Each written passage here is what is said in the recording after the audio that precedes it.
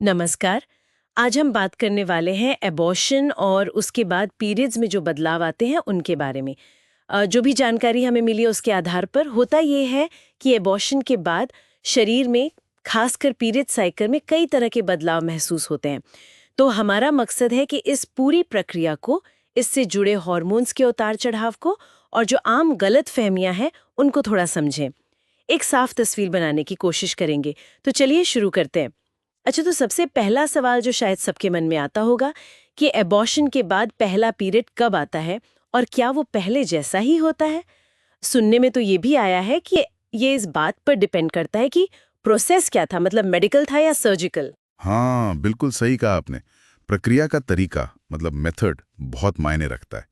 जैसे medical abortion है जिसमें दवाइयाँ यूज होती हैं, उसमें ब्लीडिंग थोड़ी लंबी चल सकती है, शायद 1-2 हफ्ते तक भी। जबकि सर्जिकल वाले में ये थोड़ी कम होती है, करीब 3 से 7 दिन। पर इससे भी ज्यादा जरूरी है हार्मोन्स का बदलना। प्रेगनेंसी के टाइम पे प्रोजेस्टेरॉन, एस्ट्रोजन, ये हार्मोन्स बढ़ जाते हैं ना, एबॉर्शन के बाद इनका लेवल एकदम से गिरता है, तो शरीर का जो बैलेंस है वो गड़बड़ा जाता है। इसी वजह से पीरियड्स इरेगुलर हो सकते हैं। और पहला पीरियड आने में 4 से 8 हफ्ते लगना बिल्कुल नॉर्मल है। अच्छा, 4 से 8 हफ्ते। तो ये हार्मोनल उथल-पुथल ही मेन कारण है इसके पीछे। और एक बात, जो अबॉर्शन के तुरंत बाद ब्लीडिंग होती है और जो पहला पीरियड आता है, इनमें कोई फर्क होता है? कई लोग शायद कंफ्यूज हो जाते होंगे इसमें। हाँ, बिल्कुल। ये एक आम कन्फ्यूजन है। देखिए, जो एबॉर्शन के फौरन बाद ब्लीडिंग होती है, वो असल में उस प्रक्रिया का हिस्सा है, मतलब गर्भाशय की सफाई हो रही है। पहला पीरियड तो वो है जो 4 से 8 हफ्ते बाद आता है, जब हार्मोन साइकिल दोबारा से सेट हो रहा होता है। और इस पहले पीरियड में फर्क दिख सकता है, जैसे फ्लो शायद ज़्यादा भारी लगे या हल्का भी हो सकता है। क्लॉट्स यानी खून के थक्के, वो भी ज़्यादा आ सकते हैं। या रंग भी, कभी गहरा लाल, कभी भूरा सा। ये सब शरीर के एडजस्ट करने के तरीके हैं एक तरह से। और ओव्यूलेशन का क्या? मतलब वो दोबारा कब शुरू होता है? इसका पीरियड साइकिल पे क्या असर होता है? ओव्यूलेशन, मतलब अंडा बनने का जो प्रोसेस है, वो एबॉर्शन के बाद काफ़ी जल्दी, आप समझिए लगभग 2 से 6 हफ्तों में ही शुरू हो सकता है। अरे, इतनी जल्दी? हाँ, और ये जानना इसलिए ज़रूरी है क्योंकि जैसे ही ओव्यूलेशन शुरू हुआ, दोबारा प्रेगनेंसी का चांस बन जाता है। तो रेगुलर पीरियड साइकिल तो तभी वापस आएगा जब हार्मोन स्टेबल होंगे और ओव्यूलेशन भी रेगुलर होगा। हर किसी के शरीर की रिकवरी स्पीड अलग होती है, तो टाइम भी अलग-अलग लगता है इसमें। अच्छा।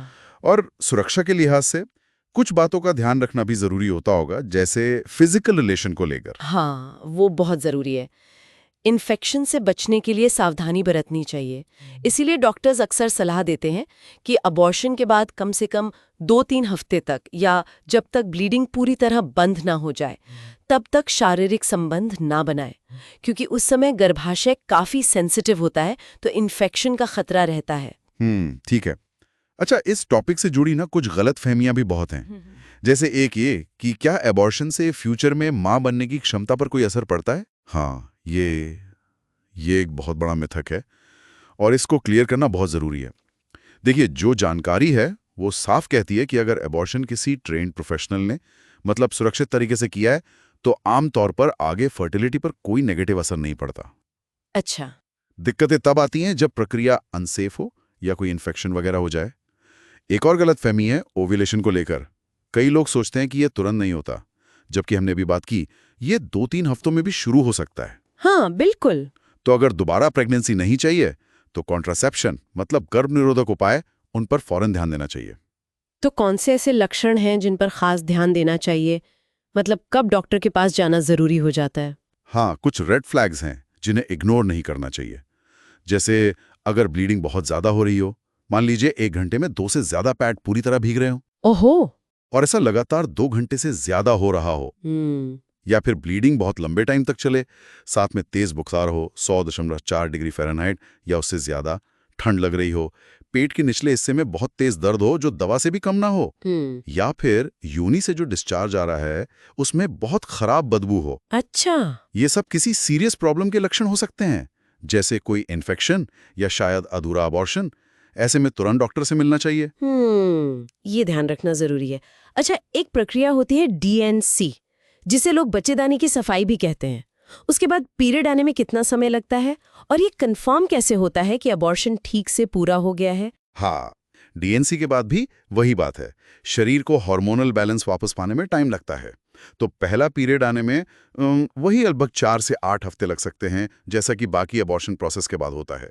और ये पक्का करने के लिए कि गर्भपात पूरी तरह हुआ है या नहीं, मतलब गर्भाशय में कोई टिश्यू बचा तो नहीं है, इसके लिए सबसे भरोसेमंद तरीका तो अल्ट्रासाउंड ही है। अल्ट्रासाउंड, ठीक है। हालांकि अगर ब्लीडिंग नॉर्मल होकर बंद हो जाती है, दर्द नहीं रहता, इन्फेक्शन के कोई लक्षण नहीं दिखते, तो ये अच्छे संकेत हैं, पर डॉक्टरी पुष्टि हमेशा बेहतर रहती है।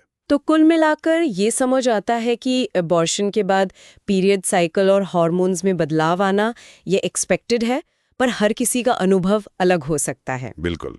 सबसे जरूरी है शरीर को ठीक होने का समय देना, डॉक्टर की सलाह मानना, और कोई भी असामान्य लक्षण दिखे तो उस पर ध्यान देना। सही जानकारी हमें न सिर्फ फिजिकली हेल्दी रहने में मदद करती है, बल्कि वो जो बेवजह की चिंता होती है ना, या समाज में जो गलत बातें फैली हैं, उनसे भी बचाती है। हाँ, ये बात तो है।